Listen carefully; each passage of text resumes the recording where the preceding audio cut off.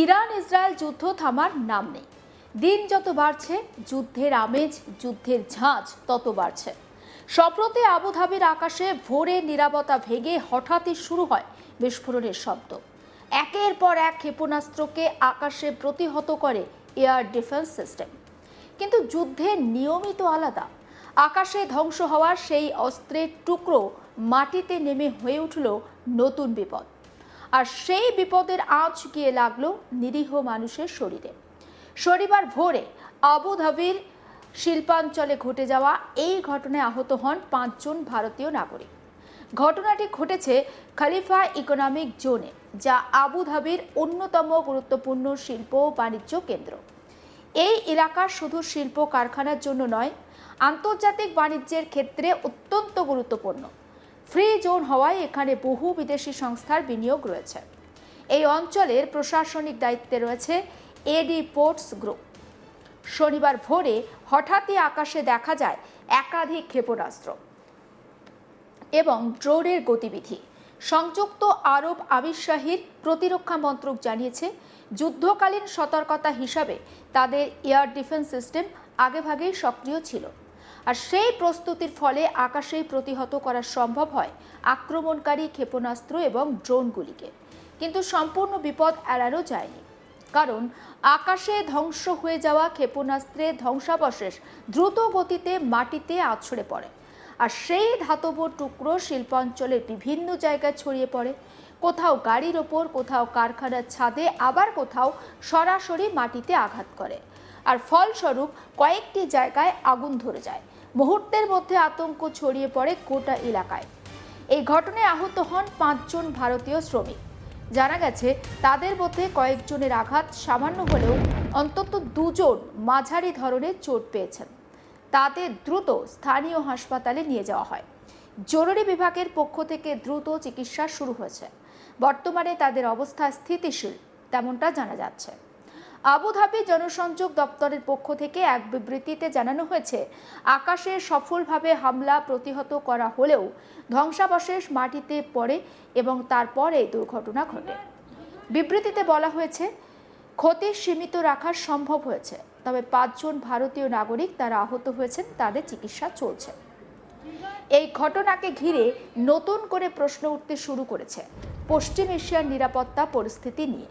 কারণ গত 1 মাস ধরে গোটা অঞ্চল কার্যত যুদ্ধের আগুনে জ্বলছে।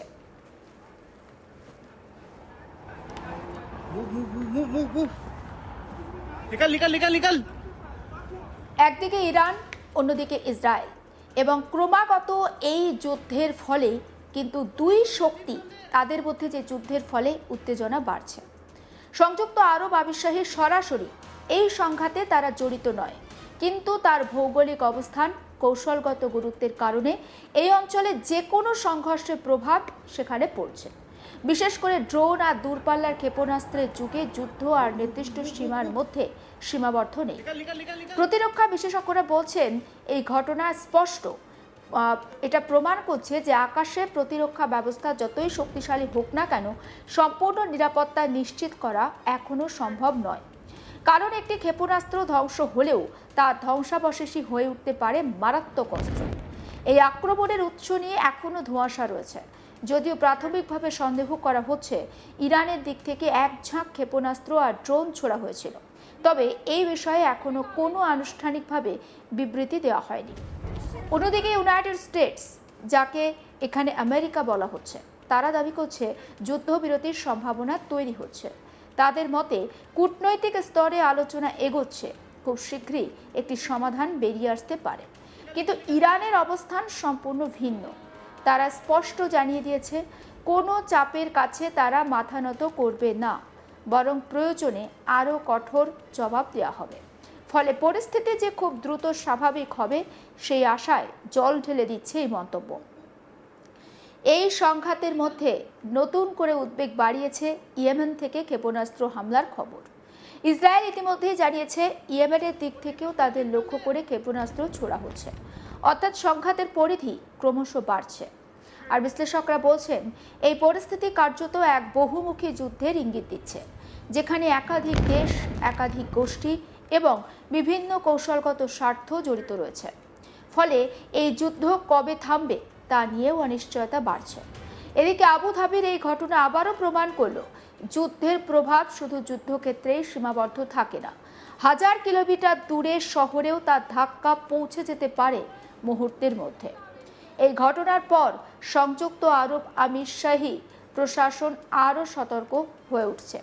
গুরুত্বপূর্ণ শিল্পাঞ্চল, বন্দর এবং আবাসিক এলাকায় নজরদারি বাড়ানো হয়েছে। এয়ার ডিফেন্স সিস্টেমকে আরও উচ্চ সতর্কতায় রাখা হয়েছে। স্থানীয় বাসিন্দাদেরও সতর্ক থাকার নির্দেশ দেওয়া হয়েছে। অপ্রয়োজনীয়ভাবে বাইরে না বেরোনোর পরামর্শ দেওয়া হয়েছে। বিশেষ করে শিল্পাঞ্চলে কর্মরত শ্রমিকদের জন্য জারি হয়েছে বিশেষ নিরাপত্তা নির্দেশিকা। এই ঘটনার ফলে আন্তর্জাতিক মহলেও উদ্বেগ বাড়ছে, কারণ পশ্চিম এশিয়ার এই সংঘাত যদি আরও তীব্র হয় তাহলে তার প্রভাব পড়তে পারে বিশ্বের অর্থনীতিতে। যেমন তেলের দাম থেকে শুরু করে আন্তর্জাতিক বাণিজ্য সব ক্ষেত্রেই তার প্রভাব পড়তে পারে। ভারতের দিক থেকেও পরিস্থিতির ওপর নজর রাখা হচ্ছে, কারণ সংযুক্ত আরব আমিরশাহীতে বিপুল সংখ্যক ভারতীয় কর্মরত রয়েছেন। তাদের নিরাপত্তা এখন সবচেয়ে বড় প্রশ্ন। ভারতীয় দূতাবাস ইতিমধ্যেই পরিস্থিতির পর্যবেক্ষণ করছে এবং প্রয়োজনে তারা সহায়তার আশ্বাস দিয়েছে। আহত 5 জন ভারতীয়ের পরিবারও তাদের উদ্বেগের মধ্যে দিন কাটছে। যদিও তাদের শারীরিক অবস্থা, অর্থাৎ যারা আহত হয়েছেন তাদের শারীরিক অবস্থা স্থিতিশীল বলে জানানো হয়েছে, তবুও দূর দেশে প্রিয়জন আহত হওয়ার খবর পেয়ে স্বাভাবিকভাবেই আতঙ্কে রয়েছেন পরিবারের সদস্যরা।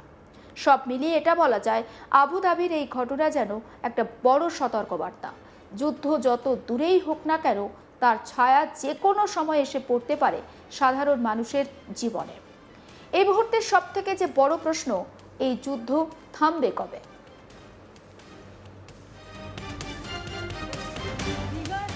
কবে থামবে আঘাত আর পাল্টা আঘাতের এই অন্তহীন চক্র? যতক্ষণ না সেই উত্তর মিলছে ততক্ষণ আবুধাবির আকাশে বিস্ফোরণের সেই শব্দ যেন বারবার মনে করিয়ে দিচ্ছে যুদ্ধ মানেই একটা অনিশ্চয়তা, আর সেই অনিশ্চয়তার সবচেয়ে বড় শিকার সাধারণ মানুষ। যে 5 জন ভারতীয় যারা আহত হয়েছেন তারা তো কোনো দোষ করেননি। তারা কর্মসূত্রে সেখানে গিয়েছিলেন, তারা কাজের জন্য গিয়েছিলেন, তাদের জীবিকার জন্য গিয়েছিলেন। কিন্তু ওই 5 জন আজকে তারা হাসপাতালে শয্যাশায়ী। হতে পারে তাদের আঘাত খুব একটা গুরুতর নয়, কিন্তু পরিবার পরিজন ছেড়ে শুধুমাত্র টাকা রোজগারের জন্য যে মানুষটা কয়েক হাজার মাইল দূরে সবাইকে ছেড়ে রয়েছেন, সেই মানুষটা আহত হলে প্রিয়জনের মধ্যেও যে একটা আতঙ্ক, একটা অনিশ্চয়তা বিরাজ করবে, সেটা তো স্বাভাবিক ঘটনা। সমস্ত বিষয়ের আপডেট তুলে ধরবো আপনাদেরকে। অবশ্যই নজর রাখবেন আজ তাক বাংলায়। সাবস্ক্রাইব করতে ভুলবেন না।